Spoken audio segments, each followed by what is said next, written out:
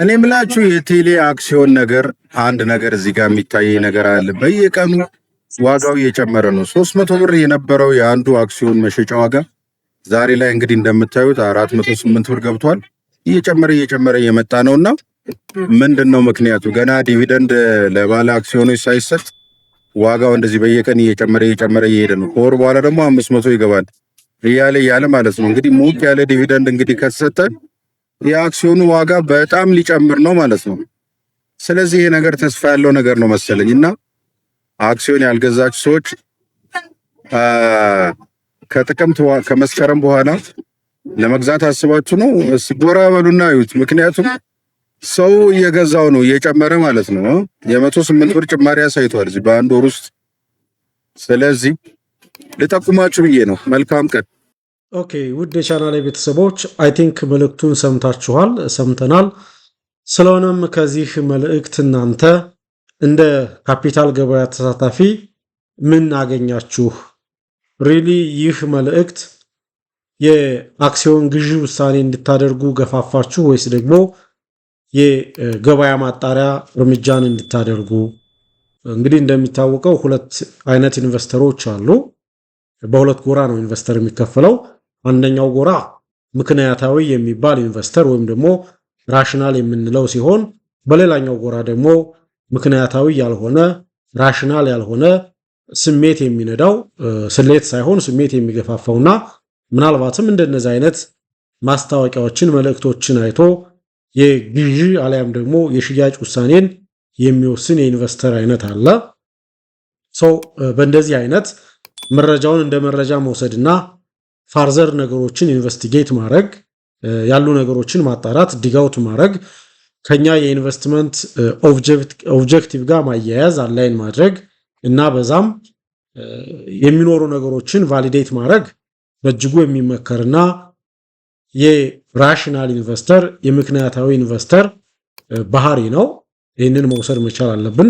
ነገር ግን ይህንን መረጃ ብቻ የቴሌ አክሲዮን ከነበረበት ዋጋ አሁን ላይ የ108 ብር ጭማሪ ስላሳየ ምናልባት መስከረም ጥቅምት ላይ ደግሞ ዲቪደንድ ሲከፈል የበለጠ ይጨምራል የሚል አይነት ማስታወቂያዎችን ስለሰማን በሂርድ ሜንታሊቲ ወይም ደግሞ መንጋ ተከታይ በመሆን ያለምንም ስሌት ማለትም የቴሌ አክሲዮን ዋጋ እንዲጨምር ያደረጉት የገፋፉት ነገሮች ምን እንደሆኑ ሳናይ አጠቃላይ የካፒታል ማርኬቱ ላይ ኢንተርምስ ኦፍ የቴሌ አክሲዮን የገበያ አዝማሚያዎችን ሳንረዳ ሳፕላይ እና ዲማንድ ኢንተራክሽኖቹ ምን እንደሚመስሉ ሳናይ ዝም ብለን የቴሌን አክሲዮን ገዝተን ምናልባትም ትርፋማ እንሆናለን ብሎ መጠበቅ ለኪሳራም ጭምር ሊያጋልጠን የሚችልበት እድል ይኖራል። ቢኮዝ ኢንቨስቲጌት ማድረግ መቻል አለብን።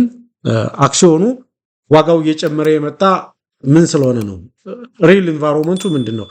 የወጣ ሪፖርት አለ ማለት ጥንካሬውን ሊያሳይ የሚችል ሊገልጽ የሚችል ምናልባት ፕራይስ ፐር ኢርኒንጉ ተሰልቷል።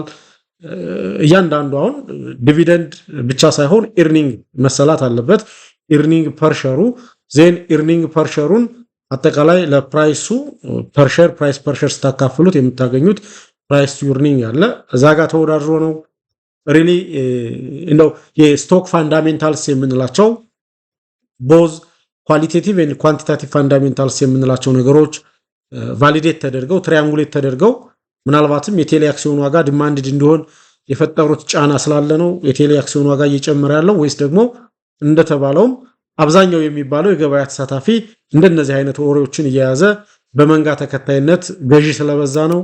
ይህንን በደንብ በሚገባ ስሌታዊ በሆነ መልኩ አይተን ከኛ የኢንቨስትመንት ኦብጀክቲቭ ጋር አገናኝተን ቢኮዝ እኛ የተለያዩ ኦብጀክቲቮች ሊኖሩን ይገባል። በካፒታል ገበያው ስንሳተፍ አንዱና የመጀመሪያው ለምሳሌ ኢንቨስትመንት ፖርትፎሊዮአችንን ዳይቨርሲፋይ ማድረግ መቻል አለብን። ፕላስ ዘርፎችንም ጭምር ዳይቨርሲፋይ ማድረግ በእንደዚህ አይነት ሁኔታ እንዴት ኢንቨስት ማድረግ እንዳለብንና ተጠቃሚ መሆን እንዳለብን ሴት ባደረግነው ኦብጀክቲቭ መሰረት የተቋማትን የአክሲዮን ዋጋ ቫሊዴት ማድረግ ያስፈልጋል። ዋጋና ቫልዩ ይለያያል። ፕራይስ ማለት ሰዎች በፍላጎት እና በአቅም የሚከፍሉት ነው። ሰዎች ያንን ክፍያ ለመፈጸም ደግሞ የተለያዩ ገፊ ምክንያቶች ሊያጋጥሟቸው ይችላሉ። ልክ በሬ ወለደ ወሬ ምናልባት ቴሌ ካሚንግ በጀት ዓመት ላይ ወይም ደግሞ ካሚንግ የትርፍ ክፍፍል ላይ በርካታ የሚባሉ ትርፍን ያካፍላል። አንድ ሼር በርካታ የሚባል የትርፍ መጠንን ያገኛል የሚባል ወሬ ቢነዛ ወይም ደግሞ በሬ ወለደ ወሬ ቢፈጠር አብዛኛው የሚባለው የማህበረሰብ ክፍል ያንን ተከትሎ ምናልባትም ግዥ ውስጥ በመሰማራቱ ብቻ የቴሌ አክሲዮን ዋጋ ከፍ ያለበት ኢንቫይሮንመንት ቢኖርስ በምን ማረጋገጥ ይቻላል? ስለዚህ እናንተ ሪል ድራይቪንግ ፋክተሩን ፑሽንግ ፋክተሮቹን እዚህ ላይ የአክሲዮን ዋጋው እንዲጨምር ያደረጉ ኢንቫይሮንመንቶች ምንድናቸው? ኢንተርናል ኢንቫይሮንመንት እና ኤክስተርናል። ኢንተርናል የምንላቸው ቶታሊ አላይን ዊዝ ኮርፖሬሽን ወይም ደግሞ ካምፓኒ። ለምሳሌ አጠቃላይ ፐርፎርማንሱ ምን ይመስላል? ፐርፎርም አድርጎ ነው? ትርፋማነት መጠኑ ጨምሮ ነው? አሴት ማኔጅመንቱ ኤፊሽንት ሆኖ ነው? ሪተርን ኦን አሴቱ ከፍ ብሎ መጥቶ ነው? ሊኩዊዲቲው ጥሩ ሆኖ ነው? ችግር ቢያጋጥመው በራስ አቅም የመቋቋም ወይም ደግሞ ካፒታል አድኩዊሲ ሬሾ ከፍ ብሎ መጥቶ ነው?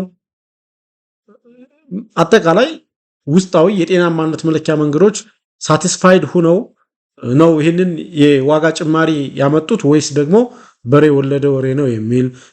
ኤክስተርናሎችም ቢሆን ምን አይነት ሳፖርቲቭ ኢንቫይሮንመንት ተፈጥሯል? ምናልባት አንዳንዴ መንግስት ለአንዳንድ ሴክተሮች የተለየ ድጋፍ የሚያመጣ ሲሆን የነዛ ተቋማት የአክሲዮን ዋጋ ኢሚዲየትሊ ቡም ሊያደርግ ይችላል። ነገር ግን አሁን እንደዚህ ሆነው እንደዚህ አይነት ኢንቫይሮንመንቶች ኑሮ ነው ወይ? የመንግስት የትኩረት አቅጣጫ መሆን ጀምረው ነው ወይ? የተለየ ድጋፎችን ማግኘት የሚችሉበት እድል ኑሮ ነው ወይ? ሶ what is the rationality behind ብለን መጠየቅ ከኛ የኢንቨስትመንት ኦብጀክቲቭ ጋር አላይን በማድረግ ትክክለኛ የሚባል ውጤታማ ሊሆን የሚችል የኢንቨስትመንት ውሳኔዎችን መወሰን እንጂ እንደተባለው በበሬ ወለደ የሚፈበረኩ ወይም ደግሞ ሰዎች የመሰላቸውን ወሬ የሚመስላቸውን ምክር በሰጡ ቁጥር የኢንቨስትመንት ውሳኔን መወሰን የግዥም ሊሆን ይችላል፣ የሽያጭም ሊሆን ይችላል። ውሳኔዎችን መወሰን ለከፋ ኪሳራም ሊያጋልጠን እንደሚችል በመረዳት የነገሩን ድራይቪንግ ፋክተር ፑሽንግ ፋክተር ከስረ መሰረቱ ቫሊዴት ትራያንጉሌት በማድረግ ጥሩ የሚባል ራሽናል የሆነ ምክንያታዊ የሆነ የኢንቨስትመንት ውሳኔዎችን በማሳለፍ የካፒታል ገበያ ተሳትፏችን ውጤታማ ማድረግና ተጠቃሚ መሆን የምንችልበትን እድል መፍጠር ያለብን መሆኑን ሁላችንም በመረዳት ከእንደነዚህ አይነት ወሬ ወለደ መረጃን ሳፖርት ያላደረጉ ያለምንም ኤቪደንስ እንደነዚህ አይነት ይመስለኛል ተብለው የተወሩ ወሬዎችን ይዘን ኢንቨስት የምናረግ ከሆነ እኛ ሄርድ ሜንታሊቲ ያጠቃናል፣ መንጋ ተከታይነት ያጠቃናል፣ ወይም ደግሞ ፋሞ ያጠቃናል ማለት ነው። ፋሞ እንዳልኳችሁ ሳያመልጠኝ የሚል ይህ ሰውዬ የነገረኝ መረጃ አዋጭ ነው፣ ባንዴ 108 ብር ከጨመረ ቀጣይ መስከረም ጥቅምት ላይ የአክሲዮን የትርፍ ክፍፍል ሲከፋፈል